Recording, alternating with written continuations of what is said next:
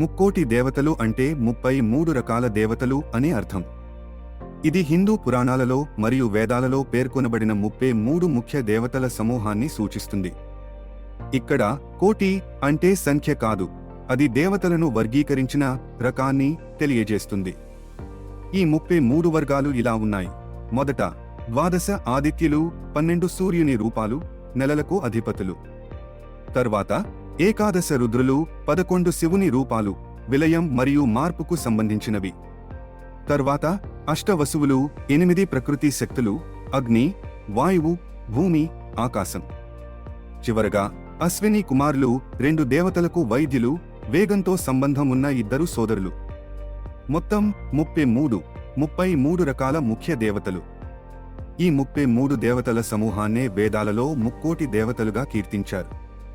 కాలక్రమేణా కోటికి సంఖ్య అనే అర్థం ప్రధానం కావడం వల్ల అది 33 కోట్ల దేవతలుగా మారిపోయింది.